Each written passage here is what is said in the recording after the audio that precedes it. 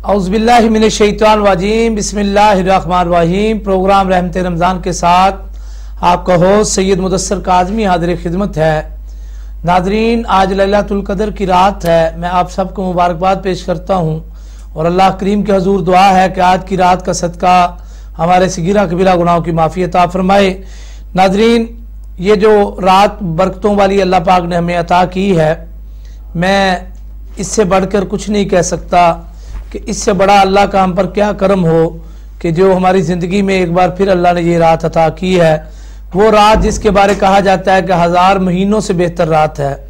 अल्लाह के हजूर दुआ है आज की रात के सदका अल्लाह पाक हमारी तमाम दुआएं कबूल मंजूर फरमाए, तमाम परेशान वालों की परेशानियां दूर फरमाए। मुल्क पाकिस्तान और पूरी दुनिया से ये कोरोना की जो वबा आई है, इससे हम सब को महफूज फरमाए और इसका खात्मा फरमाए। अल्लाह आज की रात की बरकत से जितने हमारे फौजशुदगान हैं उनकी मग़फ़िरत फरमाए। नाज़रीन, हमारे प्रोग्राम में जो हमारे साथ आज मौजूद हैं मज़हबी स्कॉलर जनाब अल्लामा ताहिर मुनव्वर साहब माशाअल्लाह हमारे साथ मौजूद हैं। मैं उनका तारफ़ भी पेश करूँगा और दुआ गो हूँ कि अल्लाह पाक आज की रात का सदका हम सब की हाज़िरी कबूल व मंजूर फरमाए। आइए नाज़रीन, मेरे साथ अल्लामा साहब मौजूद हैं। मैं अल्लामा साहब को प्रोग्राम में खुश आमदीद भी कहता हूँ। अल्लामा ताहिर मुनव्वर साहब, आप खैरियत से हैं? अल्हम्दुलिल्लाह। हज़रत बहुत शुक्रिया आपका आज के दिन के, क्योंकि जितनी मसरूफियत आपकी उसके बावजूद आपने हमें टाइम दिया। अल्लाह पाक आपकी भी हाज़िरी कबूल मंजूर फरमाए। नाज़रीन, प्रोग्राम का आगाज़ बाकायदा तिलावत कुरान मजीद से करेंगे। मैं हज़रत अल्लामा ताहिर मुनव्वर कादरी साहब से गुजारिश करूँगा कि वो कुरान मजीद की तिलावत से हमारे दिलों को मुनव्वर फरमाएँ। आज के प्रोग्राम का आगाज़ तिलावत कुरान मजीद से करें। अऊज़ु बिल्लाहि मिनश्शैतानिर्रजीम। बिस्मिल्लाहिर्रहमानिर्रहीम। सुभानअल्लाह। वश्शम्सि वज़ुहाहा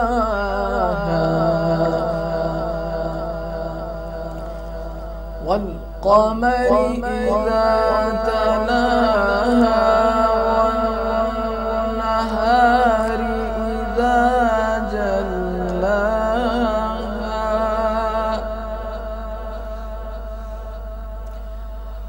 वल्लैलि इज़ा यग़शाहा वस्समाइ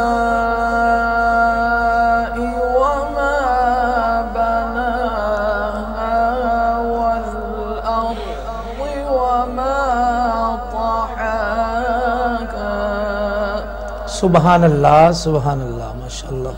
वनफ्सिन वमा सव्वाहा फअल्हमाहा फुजूरहा वतक़वाहा क़द अफ़लह मन ज़क्काहा। माशाअल्लाह, माशाअल्लाह, सुभानअल्लाह, सुभानअल्लाह। वक़द ख़ाब मन दस्साहा कज़्ज़बत समूद बितग़वाहा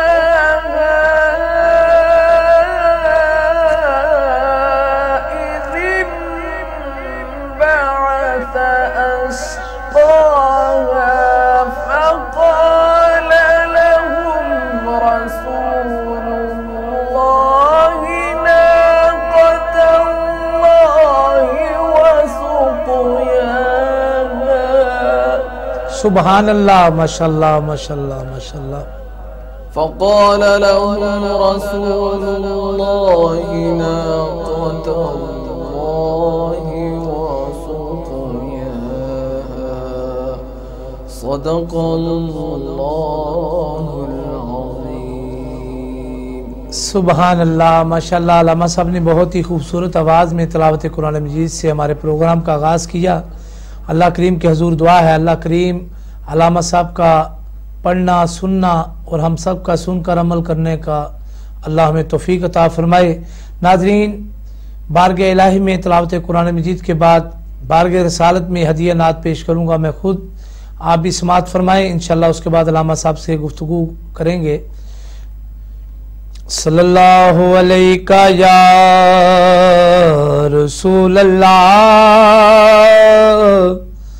वसल्लम अलैका या हबीब अल्लाह। सबसे औला हो आला हमारा नबी, सबसे औला हमारा नबी, सबसे बाला हो आला हमारा नबी। और कौन देता है देने को मुँह चाहिए, कौन देता है देने को मुँह चाहिए। देने वाला है सच्चा हमारा नबी, सबसे औला हो आला हमारा नबी। और खल्क से औलिया औलिया से रसूल, खल्क से औलिया औलिया से रसूल, और रसूलों से आला हमारा नबी। और क्या खबर कितने तारे खिले छुप गए, क्या खबर कितने तारे खिले छुप गए। पर न डूबे न डूबा हमारा नबी, सबसे औला हो आला हमारा नबी। बेशक सबसे आला हो आला हमारा नबी, सबसे आला हो आला हमारा नबी। आइए नाज़रीन, आज बरकत वाली रात का जिक्र शामिल करते हैं। मैं हज़रत अल्लामा ताहिर मुनव्वर कादरी साहब से गुजारिश करूँगा कि लैलतुल क़द्र की फ़जीलत कुरान और हदीस की रोशनी में हमें सुनाएं, हम तक पहुँचाएँ कि कुरान और हदीस की रोशनी में क्या इसकी बरक़ात हैं और क्या इसके नज़ूल की बरक़ात हैं, वो हमें समझाएं। जी बिल्कुल। सबसे पहली बात तो ये है कि शाह साहब मैं आपका बड़ा शुक्रगुज़ार हूँ, बेहद मशकूर हूँ कि आपने मुझे अपनी महफ़िल में इस प्रोग्राम में मदऊ किया। अल्लाह तबारक व तआला हमारी इस महफ़िल को अपनी बारगाह में कबूल मंजूर फरमाए, आमीन। और आपने जो सवाल किया है इसका मैं सबसे पहले रेफरेंस कुरान मजीद की रोशनी में दूंगा।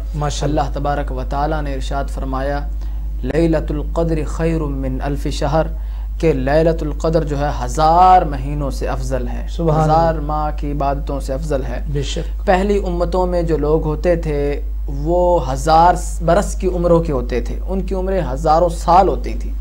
लेकिन आज उम्मत मुहम्मदिया की जो उम्रें हैं वो हैं 60, 70, 80, 90, इससे ऊपर कोई शख्स होता जाता है। तो आका अलैहिस्सलाम ने अर्ज़ किया अल्लाह मेरी उम्मत के लोग जो होंगे वो तो बहुत कम उम्र के लोग होंगे, तो बनी इसराइल के जो लोग थे बड़े बड़े जाहिद गुजरे हैं, तो मेरी उम्मत मैं चाहता हूँ इतनी ही इबादत करे।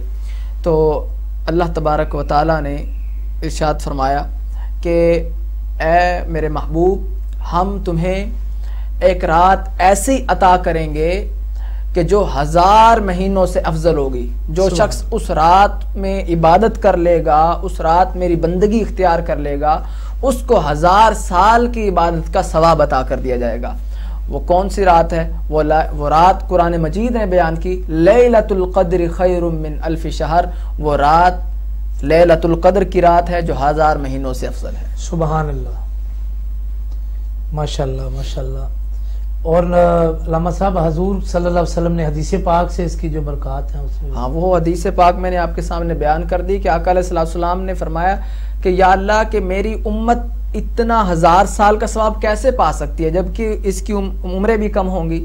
تو اللہ تبارک و تعالی نے فرمایا ہم رات ایک ایسی عطا کر دیں گے کہ جو ایک رات عبادت کرے گا ثواب 1000 مہینوں کا پائے گا۔ ماشاءاللہ ماشاءاللہ۔ علامہ صاحب آج کے جو خصوصی اعمال، میں نے یہ ناظرین یہ سوال شامل کرنا چاہوں گا کہ علامہ صاحب میں نے ایک وہ پوسٹ بھی پڑھی اور لوگوں نے وہ ایسے پھیلایا کہ جی اس رات میں اگر کوئی ایک نفل پڑھ لیتا ہے تو وہ ساری زندگی کی نماز جو قضا ہوئی ہے وہ ختم، مطلب وہ سب کی ادائیگی، اس کے بارے میں کوئی ہے؟ نہیں کوئی ادائیگی نہیں ہوتی، یہ تو اللہ تعالیٰ نے فضیلت بیان کی ہے کہ جو اس رات عبادت کر لے گا اس کو 1000 سال کی عبادتوں کا ثواب ملے گا۔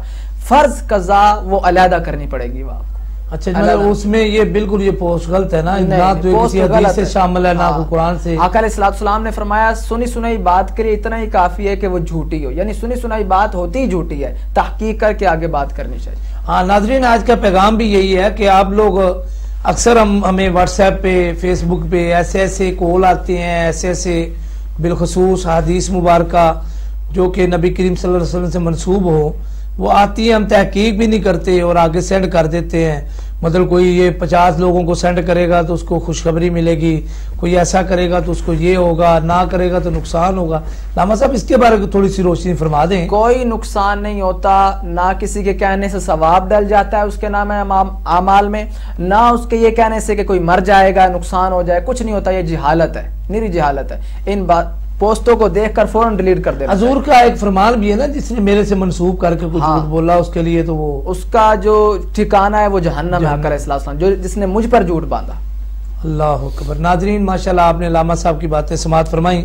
میں ان سے گزارش کروں گا کہ ہم خود کو کیسے ٹھیک کر سکتے ہیں، ہمارے جو اعمال ہیں افعال ہیں یہ کیسے ہم ٹھیک کر سکتے ہیں۔ قبلہ شاہ صاحب سب سے پہلی بات تو یہ ہے کہ ہمیں خود کا مشاہدہ کرنا چاہیے کہ ہم کیا ہیں، صبح سے لے کر شام تک ہم کیا کرتے ہیں۔ صبح اٹھتے ہیں تو ہماری صبح کیسے ہو رہی ہے، شام ہم گزار رہے ہیں تو کس طرح گزار رہے ہیں، بیوی کے ساتھ بات کر رہے ہیں تو کس لہجے سے کر رہے ہیں، والدین کے ساتھ ہماری گفتگو چل رہی ہے تو اس میں طریقہ کار ہمارا کیا ہے، بچوں کے ساتھ ہم گفتگو کر رہے ہیں تو طریقہ کار کیا ہے، اسی طرح معاملات میں دوست احباب کے ساتھ بیٹھے ہیں تو کیسے گفتگو کر رہے ہیں۔ اس کے بعد اپنی سوچوں کا مشاہدہ کریں کہ ہمارے ذہن میں کس قسم کی سوچیں آتی ہیں، کس قسم کے لالچ ابھرتے ہیں، کس قسم کی گناہ اور تصورات ہمارے ذہن میں آتے ہیں۔ انسان جب اپنی خودی میں ڈوبتا ہے نا، اس لیے علامہ اقبال نے کہا اپنے من میں ڈوب کر پاجا سراغ زندگی، اپنے من میں ڈوب کر، یعنی اگر انسان آج اپنے آپ کو ٹھیک کرنا چاہتا ہے تو وہ خود دیکھے، سبحان اللہ، خود کو دیکھے، اپنی سوچوں کا مشاہدہ کرے، خود کا مشاہدہ کرے۔ انشاءاللہ جب دیکھنا شروع کرے گا تو اس کو اپنے آپ میں ایک مجرم نظر آئے گا بیٹھا، جب مجرم نظر آئے گا تو وہ خود کو ٹھیک کرنے کی کوشش کرے گا۔ سبحان اللہ۔ دیکھیں اللہ کے ولیوں نے بھی اپنی نفی کی ہے، ہر لحاظ سے اپنے آپ کو اتنے اور بابا بلے شاہ تو فرماتے ہیں کہ جا مندر مسیتی وڑنا ہے، کبھی نفس اپنے وچ وڑیا ہی نہیں، کبھی خود کو دیکھا ہی نہیں۔ فرماتے ہیں کہ مسجد میں تو بھاگ کے جاتے ہو، کبھی خود کو بھی دیکھ لیا کرو، خود کے اندر کیا چل رہا ہے۔ میاں محمد رحمۃ اللہ فرماتے ہیں نا کہ برے بندے نو میں لبن ٹوریا، برا نہ لبیا کوئی، اپنے اندر چاتی ماری میں تو ود برا نہ کوئی۔ ناظرین یہ جو اللہ کے ولیوں کے فرمان ہیں، آپ دیکھیں اتنے ماشاءاللہ صحابہ کرام آئے ہیں، کسی نے بھی اپنی بڑائی نہیں کی، کسی نے ہم اگر کوئی نیکی کر لیتے تو کہتے ہیں ہاں جی میں نے فلانا کام کر لیا، بڑا اچھا کام کر لیا، میں نے یہ نیکی کر دی وہ کر دی، لیکن وہ بھی نیکی کسی کام کی نہیں ہوتی جس کا دکھاوا ہو جائے۔ تو یہ ماشاءاللہ اللہ کے حضور دعا ہے کہ آج کی رات کا صدقہ ہمیں زیادہ سے زیادہ نیکی کرنے کی توفیق عطا فرمائے۔ علامہ صاحب میں آج کل کے حوالے سے بات کروں گا کہ آج کل کافی لوگ پریشان ہیں، ڈپریشن کا بھی شکار ہیں، وہ اس سے کیسے نکل سکتے ہیں؟ مطلب یہ جو کسی مالی لحاظ سے پریشان ہے یا کوئی اولاد کے لحاظ سے پریشان ہے، اولاد کی نافرمانی کی وجہ سے پرشان ہے، کوئی اپنے والدین سے اچھا سلوک نہیں کرتا، والدین پریشان ہے، ہر بندہ ایک دوسرے سے پریشان ہے، تو اس کا کیا حل ہے؟ جو باتیں آپ نے اینڈ میں کی ہیں ان کے جواب الگ الگ ہیں۔ جو آپ نے پہلی بات کیا نا کہ ہر شخص پریشانی میں ڈپریشن میں مبتلا ہے، اس کا جواب میں دے دیتا ہوں، آگے اگر وضاحت جی آپ کریں آپ کو۔ تو سب سے پہلی بات تو یہ ہے کہ جب انسان کے ذہن میں خیالات ابھرتے ہیں تو انسان سوچتا ہے، جب وہ خیالات قبول کرتا ہے تو سوچ شروع ہو جاتی ہے، جب سوچ شروع ہوتی ہے تو اس کے اعضاء وہ کام کرنے میں لگ جاتے ہیں۔ تو انسان کے جب وہ اعضاء کام کرنے میں لگ جاتے ہیں تو کام کبھی پورا ہوتا ہے کبھی نہیں پورا ہوتا. انسان کی کچھ خواہشیں ہوتی ہیں وہ پوری ہوتی ہیں نہیں ہوتی. جب انسان کو کچھ نقصان ہوتا نظر آتا ہے یا کوئی اس طرح کا معاملہ اسے درپیش آتا ہے, اس طرح کا مسئلہ پیش آتا ہے کہ جس سے وہ پریشان ہو جاتا ہے اور ڈپریشن مایوسی کا شکار ہو جاتا ہے, تو سب سے بہتر بات یہ ہے اگر وہ پریشانی اور ڈپریشن سے نکلنا چاہتا ہے تو وہ اپنے خیالات کو دیکھے. جو مجھے خیالات اور سوچیں آ رہی ہیں کیا یہ مقصد ہے یا بے مقصد ہیں. بے مقصد خیالات کو ذہن سے نکال دیں. جو ہم سوچتے ہیں نا, سوچ ہماری انرجی کو ضائع کرتی ہے. یہ سائنس دانوں نے بھی اس بات کو تحقیق کی ہے کہ سوچ, انسانی ذہن کا کام ہے سوچنا, دماغ کا کام ہے سوچنا, سوچتے جانا. ایک بات ختم ہوئی دوسری شروع ہو گئی, دوسری ختم ہوئی تیسری شروع ہو گئی. تو یہ سوچی ہوتی ہیں انسان کی انرجی کو ختم کرتی ہیں. تو اس انرجی کو بچانے کے لیے اور سٹور کرنے کے لیے ضروری ہے کہ خیالات کو مسترد کر دیا جائے, فضول خیالات کو دھیان ہی نہ دیا جائے. جب آپ دھیان نہیں دیں گے تو آپ کی انرجی محفوظ رہے گی اور آپ ڈپریشن سے بھی محفوظ رہیں گے. نہیں علامہ صاحب, ایک بات اور بھی ہے نا کہ کچھ ڈپریشن کا شکار ہم خود ہی ہو جاتے ہیں. میں ابھی سوال بھی کیا کہ کوئی بیوی سے ناراض ہے, کوئی بیوی کی وجہ سے پریشان ہے, بیوی خامد کی وجہ سے پریشان ہے, والدین اپنی اولاد کی وجہ سے پریشان. اس حوالے سے آپ کو تھوڑا سا بیان. اس کا یہ ہے کہ بیوی جو ہے, اگر میاں بیوی کو آپس کے حقوق کا پتہ ہو تو میں سمجھتا ہوں کہ ان کی کبھی لڑائی جھگڑا ہو ہی نہیں سکتا. اور والدین نے اگر اپنی اولاد کی اچھی تربیت کی ہو تو کبھی بھی والدین اپنی اولاد سے خفا نہیں ہو سکتے. والدین ان کے اوپر توجہ نہیں کرتے, وہ باہر کس سے مل رہے ہیں, کس کی سوسائٹی میں جا رہے ہیں, کس کی صحبت میں جا رہے ہیں, جب نہیں دیکھتے. کچھ اولادیں جو ہیں نشے پہ لگ جاتی ہیں, پھر ان کے پیچھے پڑ جاتے ہیں کہ آپ نشہ کیوں کر رہے ہو. آپ نے خود خیال ہی نہیں رکھا ان کا کہ ہم اس سوسائٹی میں جانے ہی نہ دیں, اس ماحول میں جانے ہی نہ دیں. تو یہ والدین کے ہاتھ میں ہے اولاد کو سنوارنا بگاڑنا. ان کے والدین کو چاہیے اپنی اولاد کو دیکھیں, ان کے اوپر توجہ دیں, ان کو دین سکھائیں. اور جو میاں بیوی کا جو معاملہ ہے وہ تو بہت ہی نازک معاملہ ہے. میاں بیوی کے لیے سب سے پہلے ضروری ہوتا ہے کہ ایک دوسرے کے حقوق کو دیکھیں اور اس کے بعد اپنی جو لائف ہے پیار محبت سے گزاریں. جب درمیان میں لڑائیاں جھگڑے شروع ہو جاتے ہیں تو یہ ہوتا ہے کہ بچے رل جاتے ہیں. وہ خامن دوسری شادی کر لیتا ہے, اس کے بعد جو عورت ہوتی ہے وہی بچوں کو چھوڑ دیتی ہے. بچوں کا کیا قصور ہے, وہ بیچ میں پھنس جاتے ہیں. تو آخر نوبت جھگڑوں سے یہاں پر آتی جو میں نے اب بات کی. تو ان جھگڑوں سے بچا اسی لیے اس طرح جا سکتا ہے کہ وہ ایک دوسرے کے حقوق کو پہچانے. جب حقوق پورے نہیں ہوتے, مرد کے حقوق پورے نہیں ہوتے تو مرد بولتا ہے, بیوی کے حقوق پورے نہیں ہوتے تو بیوی بولتی ہے. ناظرین, میرا بھی ایک پیغام ہے آج کے اس عنوان میں کہ میاں بیوی کو آپس میں ایک دوسرے سے محبت رکھنی چاہیے, لیکن بالخصوص اگر وہ چاہتے ہیں ان کی اولاد نیک ہو, ان کی قدر کرے, تو والدین کو چاہیے اولاد کے سامنے لڑائی جھگڑا نہ کرے. والد کے سامنے جو اولاد کے سامنے والد کی تعریف بیوی کرے, اور بیوی کی جو تعریف ہے اولاد کے سامنے ان کی ماں کی تعریف ان کا جو والد ہے وہ کرے. اسی طرح دونوں کریں گے نا. اگر ماں بچوں کے والد کی تعریف کرے گی تو اولاد کے دل میں باپ کی محبت بڑھے گی, اور جس طرح باپ اپنی بیوی کی بچوں کی ماں کی تعریف کرے گا تو اسی طرح اولاد کے دل میں ماں کی وہ محبت بڑھے گی. اس طرح یہ پیغام بھی ہے کہ ہمیں چاہیے کہ ہم ایک دوسرے کی تعریف کریں, ایک دوسرے کا احوال جانیں, ایک دوسرے کی جو بھی ہر گھر میں لڑائی جھگڑا ہوتا ہے لیکن اس کو خوش اسلوبی کے ساتھ طے کرنا چاہیے. اس کے بارے میں میرے نبی صلی اللہ علیہ وسلم کا فرمان کوئی فرمائے, بالخصوص والدین کے بارے, والدین کی خدمت کے بارے میں جو قرآن اور حدیث میں آیا ہے کہ والدین کو اف نہ کریں, مطلب یہ تھوڑا سا والدین کے بارے میں آپ بیان فرمائیں. ماشاءاللہ, بہت اچھا سوال کیا. قرآن مجید میں اللہ تبارک و تعالیٰ نے, میں نے پہلے ہی بیان کیا تھا, اپنی عبادت کے بعد والدین کو رکھا ہے. فرمایا کہ وَقَضَىٰ رَبُّكَ أَلَّا تَعْبُدُوا إِلَّا إِيَّاهُ وَبِالْوَالِدَيْنِ إِحْسَانًا. والدین کے ساتھ احسان کرنا ہے. سبحان اللہ. عوام کو حکم دیا گیا ہے کہ والدین کے ساتھ احسان کریں. فرمایا اِمَّا يَبْلُغَنَّ عِندَكَ الْكِبَرَ أَحَدُهُمَا. والدین وہ والدہ ہو یا والد ہو, جب بڑھاپے کو پہنچ جائیں, تمہیں ایک میسر ہو یا دونوں میسر ہوں, تو تم کیا کرو, وَقُلْ لَهُمَا قَوْلًا كَرِيمًا. ان کے ساتھ بڑی نرمی لہجے سے گفتگو کرو, نرم لہجے سے ان کے ساتھ بات کرو. اگر ان کے ساتھ سخت لہجے سے بات نہ کرو. اُفٍّ لَكُمْ وَلِمَا اُف, اور ان کے آگے اف تک نہ کرو. تو یہ قرآن مجید کی آیت جو میں نے آپ کے سامنے کوٹ کی, یہ والدین کا ادب سکھاتی ہے, والدین کے ساتھ کس طرح برتاؤ کرنا ہے وہ سکھاتی ہے. اسی طرح میرے آقا علیہ الصلوۃ والسلام نے فرمایا کہ میں اگر عشاء کی نماز پڑھ رہا ہوتا اور میری والدہ مجھے آواز دیتی تو میں نماز کو توڑ کر اپنی والدہ کی بات کو سنتا. تو یہ والدہ کی شان ہے اور والدین کی شان ہے. اسی طرح آقا علیہ الصلوۃ والسلام سے ایک صحابی نے پوچھا یا رسول اللہ سب سے پہلے مجھ پر کس کا حق ہے؟ فرمایا امو کا. فرمایا تیری ماں کا حق ہے. فرمایا اس کے بعد پھر فرمایا امو کا، تمہاری ماں کا حق. تیسری مرتبہ پوچھا یا رسول اللہ مجھ پر اس سے بڑھ کر کس کا حق ہے؟ فرمایا امو کا، تمہاری ماں کا حق ہے. لیکن جب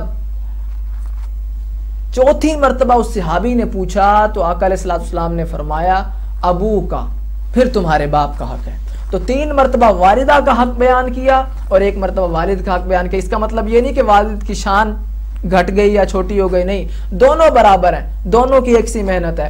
والد باہر جا کر کماتا ہے، خون پسینہ بہاتا ہے، اور والدہ سارے گھر میں کام کرتی ہیں، سب کچھ اولاد کے لیے کرتی ہے، اپنی نیند تک حرام کرتی ہے راتوں کی. یہ کس کے لیے؟ اولاد کے لیے. تو اس کا بدلہ اولاد کو احسان کی صورت میں دینا چاہیے. قرآن کہتا ہے حل جزاء الاحسان الا الاحسان، احسان کا بدلہ احسان سے دو.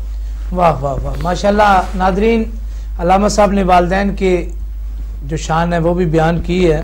ابھی پروگرام میں ایک وقفے کا ٹائم ہوا ہے، انشاءاللہ وقفے کے بعد دوبارہ حاضر ہوں گے.